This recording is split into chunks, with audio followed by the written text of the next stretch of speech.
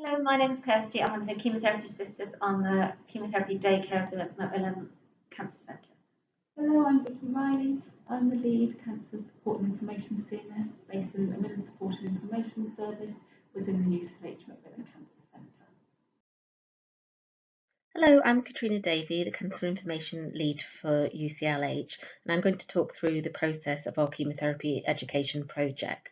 So we initiated that following lower than the national average scores for information patients receive prior to starting chemotherapy in the CPES results in both 2017 and 2018. Our first step was to form a steering group, and it consisted of members of staff from the Chemotherapy Daycare Service, the Macmillan Support and Information Service, the admin team, and a patient rep.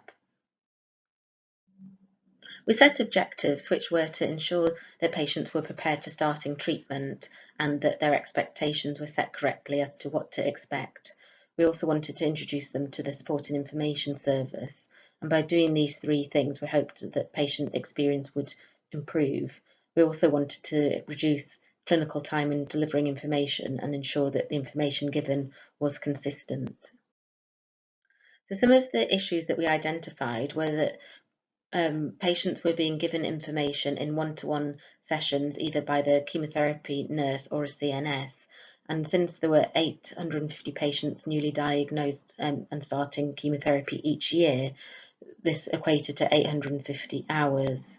We also identified that because different members of staff were giving information, sometimes this information was inconsistent and fragmented.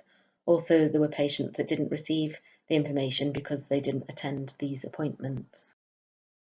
So our solution was to develop a chemotherapy education group session.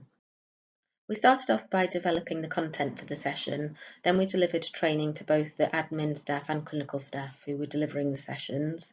We piloted the sessions and obtained feedback from the patients, and we used this to evaluate the session.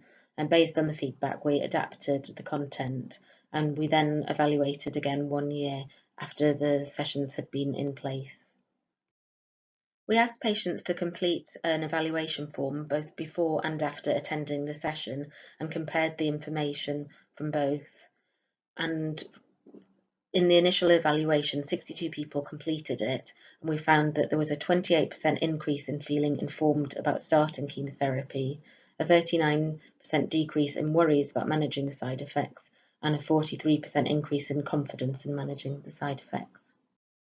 A year later, we conducted a survey on people who were on chemotherapy, and this was to work out if attending the session improved their experience, and we also wanted to identify reasons for non-attendance.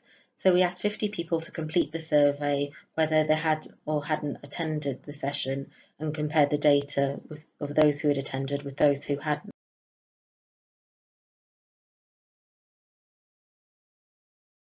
So our solution to this was to develop the chemotherapy education videos.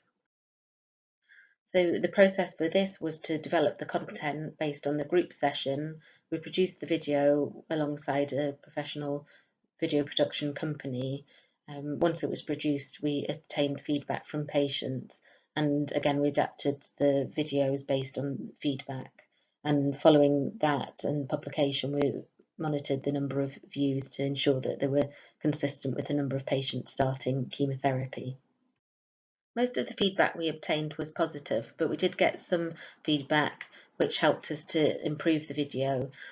One piece of feedback was that the video was very long and it was difficult to take in the information. So following that, we split the video into 3 smaller videos based on different aspects of the information. When the pandemic started, we had to suspend the group sessions due to the social distancing guidelines. So we then moved to using the videos as the prime format of giving patients information. We also followed this up by giving patients a supportive call to answer any questions that they had. We monitored the views on a monthly basis, but this table shows the number of views from pre-pandemic to post-pandemic, and you can see the significant increase in views. The main success of the initiative was the increase in the CPES scores following the initiation of the project. Vicky and Kirsty will talk about the other successes on a later slide.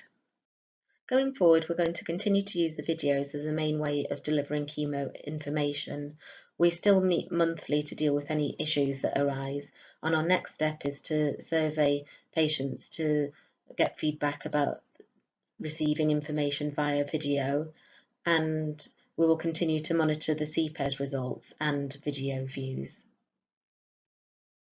We found it interesting and valuable to reflect on the project over the last year or so, and the education session that we did collaboratively with the MSIS service that we really enjoyed setting up and producing, and enjoyed the interaction with the patients and making sure their expectations met the reality of the day-in-day care, and making sure they had the opportunity to ask questions.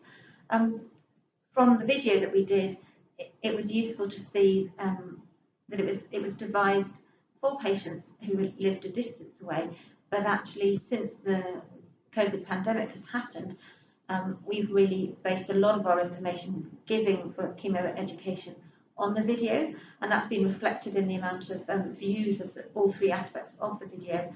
And it's been really heartening actually to show how many people have watched that video and also got benefit from a one-to-one phone call with a member of the support and information staff, and then that's been that information has been built on the day of the patient's treatment by the chemotherapy nurses on the second floor and in conjunction with the clinical nurse specialist.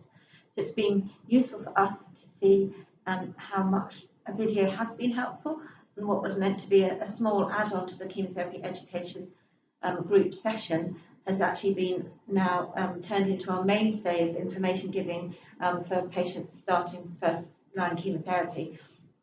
And it'll be interesting to look forward at other ways of producing different information videos or other means of information that we hadn't perhaps realised would be so valuable.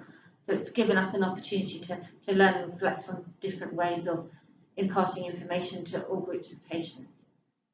I think also, Kirsty, for me, reflecting back over the last 2 or so years, is also some of those things that are difficult to even get from an evaluation, but patients that used to ask us questions such as, can I take my hypertension medication before I come in? Do I need to be ill by now? What am I going to eat when I come in? Where will I get a cup of tea?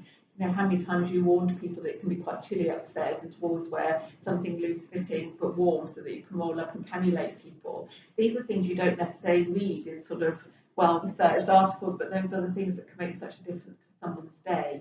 I also think the other aim that we really achieved, we really wanted to make sure that patients had a timely introduction to the support and information service. But just so that for all of you to know, we sort of often describe it as our wraparound service. It comprises of a team of support and information specialists who are qualified health professionals who provide in the moment emotional support, advice and information within our living room area, and we also run a wellbeing programme focused on the side effects of treatment and the challenges people face, and run many support groups.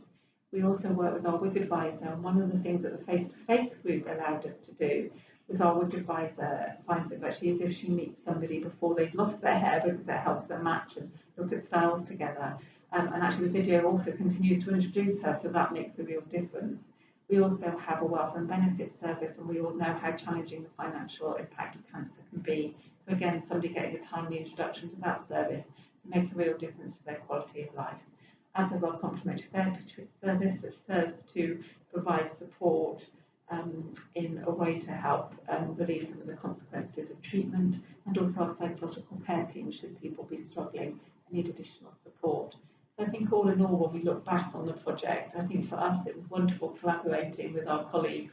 I think it also is important to say that it allowed us at the outbreak of the pandemic, because we were already working so well together, to adapt when we could no longer deliver it face-to-face and in partnership with Kirsty and our matron Tom Harrison. We switched what we used to do in a group setting to a personal phone call to every patient before they started treatment, where we also signposted people to the video. And I think perhaps one of the biggest challenges we've all faced through the pandemic in the healthcare setting is patients not being able to come with their relatives in the way that we've got very used to. The video also allows us, therefore, to signpost relatives to something so they can also get an understanding of what their loved ones are going to go through. So I think that has proved its worth as well. Thank you for watching our presentation, and we're happy to take comments or questions now.